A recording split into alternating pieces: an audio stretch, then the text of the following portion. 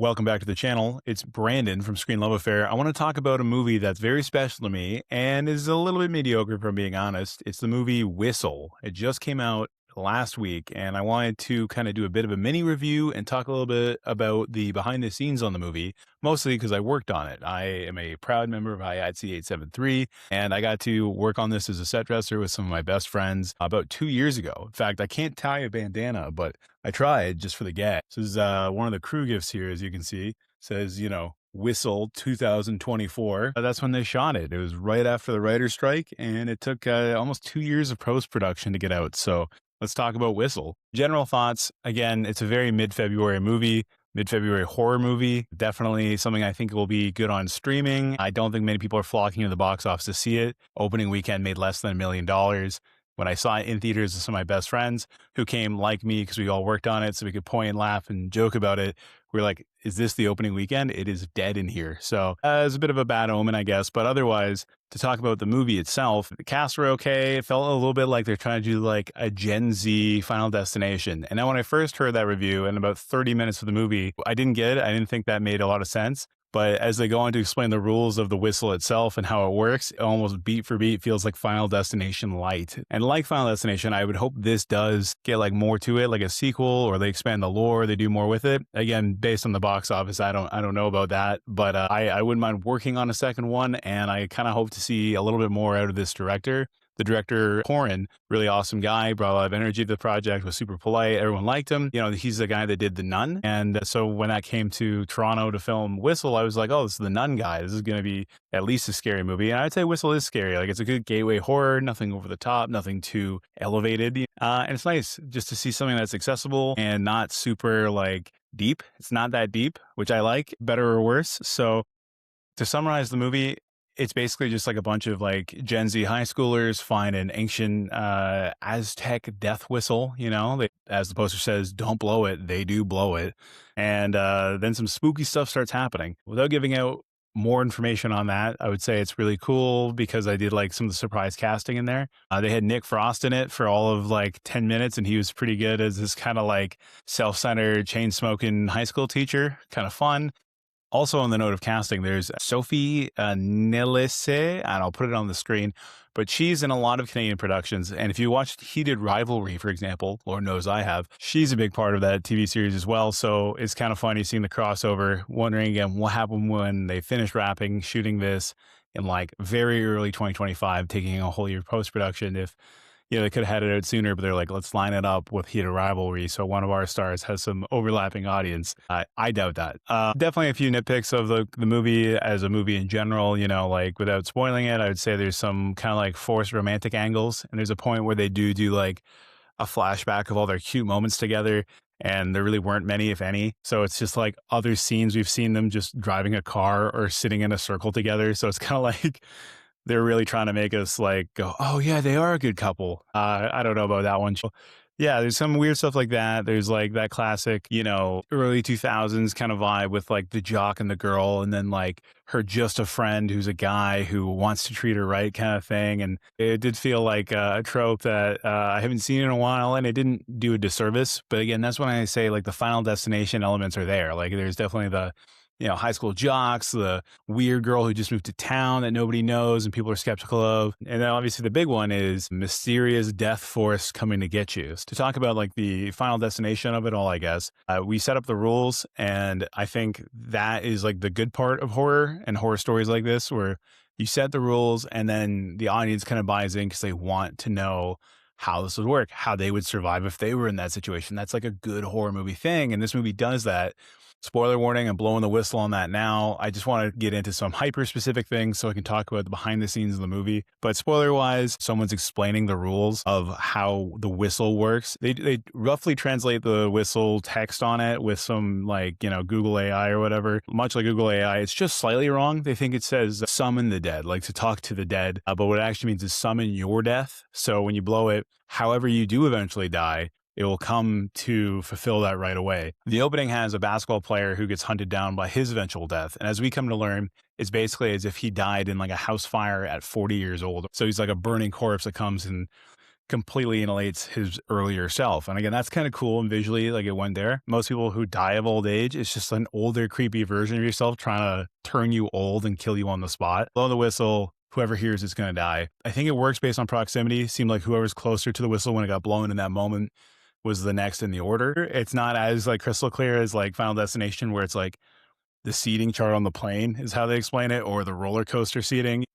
The restraint they had to kill a character off that we never saw the hints of like how they died in the future chasing them down, I thought was really strong. Like, they don't show through some sort of hallucination jump scare stuff. I thought that was good because when you do figure it out, because he works at like a steel plant with a bunch of machinery, when you do see him die from this force, kind of like, again, it follows is probably a good way to describe this. The person being affected by the whistle's curse, they can see what's happening, but we can't. So he, is getting like lifted off the ground and I think jammed into some sort of industrial metal processor or something. His arm just gets completely shorn off. And it's like, oh, it's a workplace accident that he would have died from at some point in his life, assuming, he just decided to work at the steel mill for the rest of his life. So anyways, that version of death catches up with him to grind him up like that. While we're speaking of that and the Final Destination rules, that character goes through kind of this like, I call it the evil boyfriend arc from Final Destination, where there's always a boyfriend that gets really mad that the person he loved dies. So he kind of goes out of his way to cheat death again or try to figure it out. So very similar to the Final Destination, he tracks down the local town drug dealer who's also a preacher, which is just kind of funny. They explain that you can kind of cheat death by marking somebody with your blood. Sort of like how in Final Destination, if you kill somebody or cause somebody to die, they take your place and then you get the remaining life points. In this movie, it's similar, where if death is close, like you can see the hallucinations of death trying to come for you. If you mark yourself with your blood and you put it on somebody else, they are now the ones that are going to be on the receiving end of like the curse hunting them down. They kind of do it with this guy. It's a bit of a fake out. Ultimately, it's just so then our protagonist can kind of get what they want by doing that to him. So it stops chasing her. They also do the Final Destination thing. Like, you only have to die once. And they do that thing where they try to flatline to get around death. And of course, our character who was a drug addict and sees hallucinations of herself with a needle in her arm, she just overdoses in the future. But in reality, for whatever reason, they try to stop her heart with the diabetic lesbian love interest's insulin. So she again shoots up the insulin, goes into some sort of ice bath, and then ultimately her heart stops and they're trying to resuscitate her with like defibrillator and stuff like that. And then you, the audience, are like, oh, she didn't overdose. She overcame her addiction. She dies from trying to stop her own heart in this cockamamie scheme. It's like clever little things like that. Like I didn't mind and I thought were pretty cool. And it was kind of neat seeing how they fleshed it out. But yeah, it was super hard to not see the Final Destination similarities. You summon your own death. You try to cheat death, which it doesn't like. And if you do, it's because you're able to pass on the curse by marking somebody with your blood.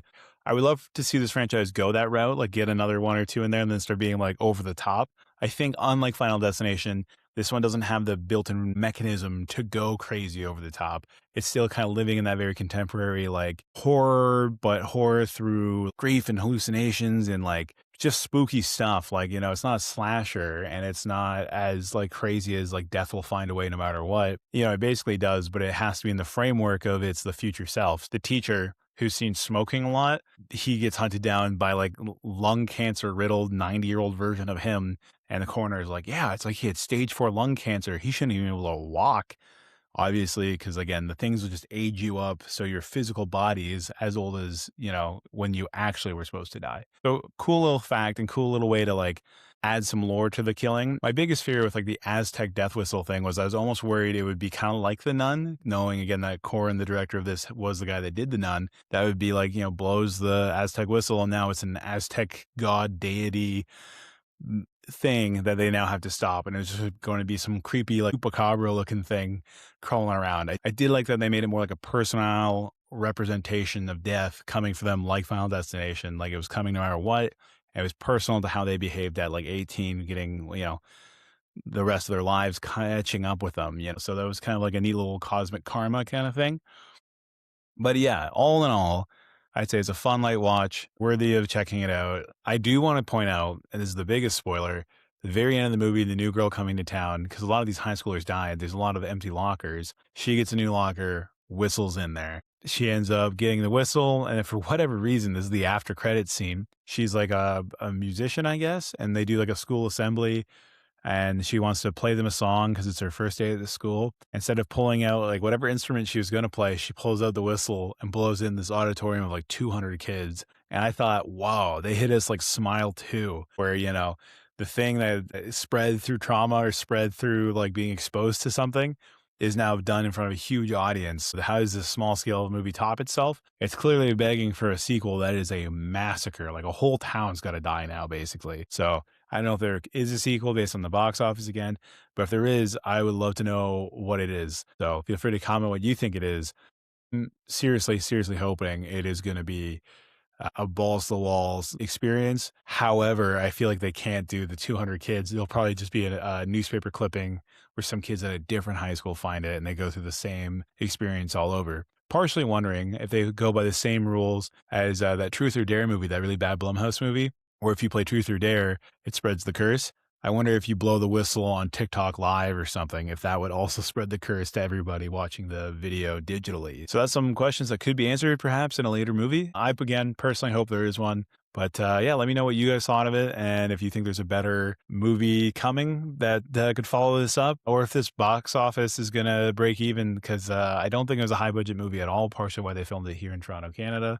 But I would love to know how this movie ages, if it's going to have some cult followers or be franchisable. Currently, I wouldn't say that just based on the reception. But that's why we're doing the video on it. I really wanted to have a little bit of a hearsay on it, talk about it. And I find our videos that are a little bit more niche on less big items and properties, people tend to seem to like more. And yeah, have a good one. Make sure to like and subscribe if you thought this was a worthy use of the last 10 to 15 minutes of your time. I say that with love, not ironically.